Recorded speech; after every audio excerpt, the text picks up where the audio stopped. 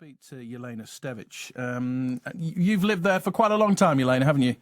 Morning, Paul. Yes, I've been here since January 1996. Yeah, and your original rental agreement was with the housing association that sold these houses, is that right? I'm not sure. I don't think anybody's quite sure about where they went from housing association into private hands. We're still trying to get that answer from the council, which they don't seem to be very forthcoming with. I am one of the ones that have an assured tenancy. There's two of us. What does that mean for everybody that doesn't understand that? What does that mean? An assured tenancy means that we have more rights, and plus because we've been here as long as we've been here, I think that might have something to do with it as well, but I think it's the fact that it is actually an assured tenancy.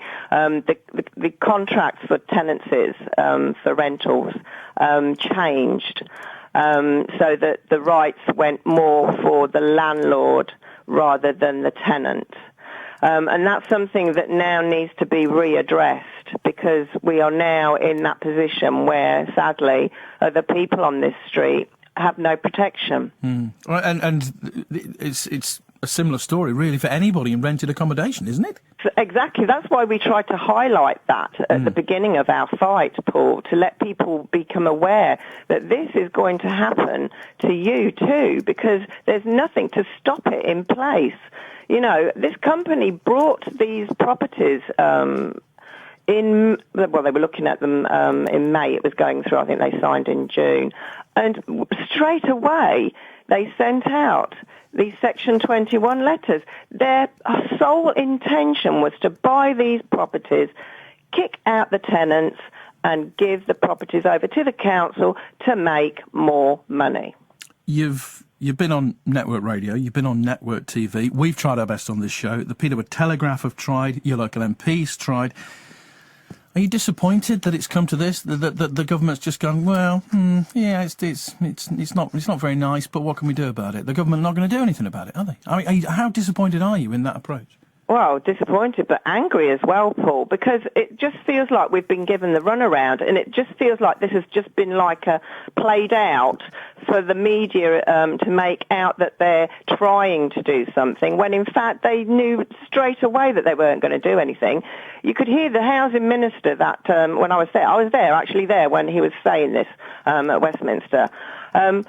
He said that this has been a problem for 30, 40 years. Why haven't they done anything about it? Why have they waited till now to realise that actually there's a problem, a huge, huge problem that we, the public, aren't even fully aware yet, Paul? It's all going to come out in the next few months, trust me, in the media. A lot has been going on with journalists investigating this at the moment. And the thing is as well, if one company thinks they can make money doing this, it could literally happen anywhere, couldn't it? I mean, people sat in their homes today who are renting houses listening to this thinking, well, it doesn't really bother me, it doesn't apply to me.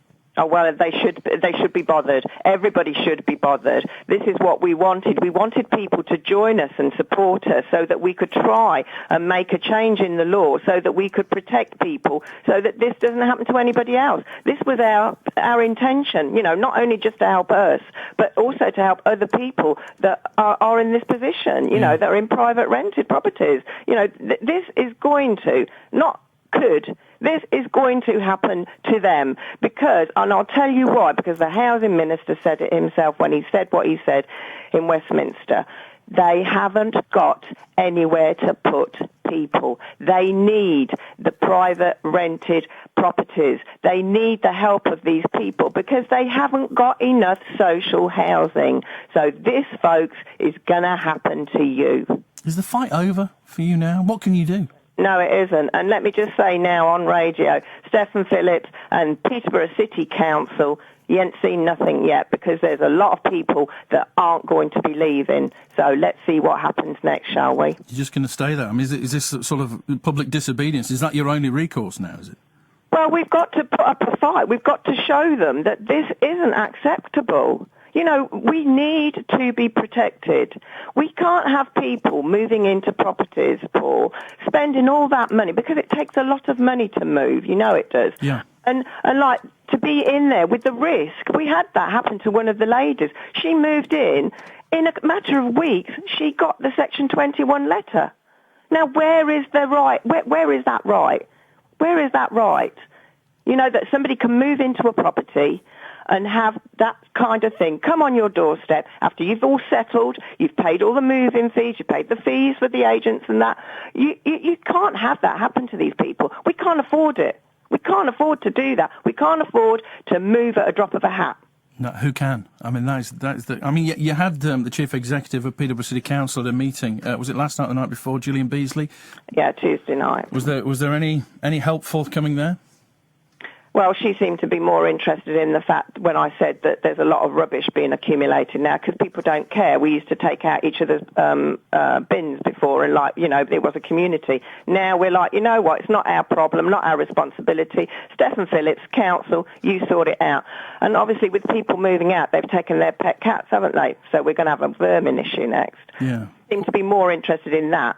So now I've been asked if I'd like to go on a walkabout, which I will do, but that's not helping the people of St Michael's Gate, is it? No. They didn't even want to address St Michael's Gate on the agenda. Can you believe that? We weren't even on the agenda of the residents' meeting. Wow, really?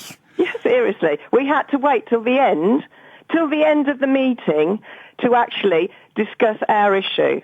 And we are part of Parnwell. So I was gobsmacked. I was gobsmacked by not only the council, but actually some of the residents. Not all of them, but some of them. Because they were more interested in the long grass, the buses, and the roundabout, the fact that it doesn't look, the bushes haven't been trimmed. You know, and they didn't even allow, can I also say, they didn't even allow BBC Look East to even come in. Why? Well, exactly. Why? They were outside and they wouldn't allow them in. What is life like now at St Michael's Gate, now that a lot of people have moved out and a lot of new people have moved in? What's it like? Have you still got a sense of community? Have you got anything like that? Well, there's a sense of community with the people that are still here. You know, the people that are new, we say hello. You know, if they want any help, then we'll help them. We've got no gripe with them at all. It's not their fault. You know, they need a home just like we do. All that's happening now is we've had two of our residents take the place of the homeless people in the hostels or travel lodge or bed and breakfast with young families. They spent their Christmas and New Year. Two of your residents have become homeless and had to be rehoused by the council. Is that what you're saying? Yes, that's what I'm saying. And I'm also saying the council have given the people that are still here trying to find somewhere the runaround. They've given them false hope because they've said that they've put somebody in place to help them to bid on properties. We've had one lady, because she's elderly, but she's still of good health, she was told to bid on sheltered housing. So she bid. She was number 3. She bid on a bungalow. She didn't get it, and then she got put down to number 12. And then when she asked them about it, they said, well, you don't need sheltered housing. But she was told to bid on sheltered housing. So what are they doing? Where does this poor woman have to bid to actually get a home? Jelana, have you still got the stomach for the fight? Have you still got enough left in you? Oh, yeah. Oh, yeah. Because I don't even know, even though I've got an assured tenancy and another person has, I don't feel safe, not for 1 minute. But don't worry, we've got the lawyers ready, so if they want to fight, I'm prepared to fight this all the way. Jelana, thank you for that. Jelana Stevic, one of the most vociferous and feisty, and no wonder, of the residents of St Michael's Gate, prepared to stand, to stay and fight for her house.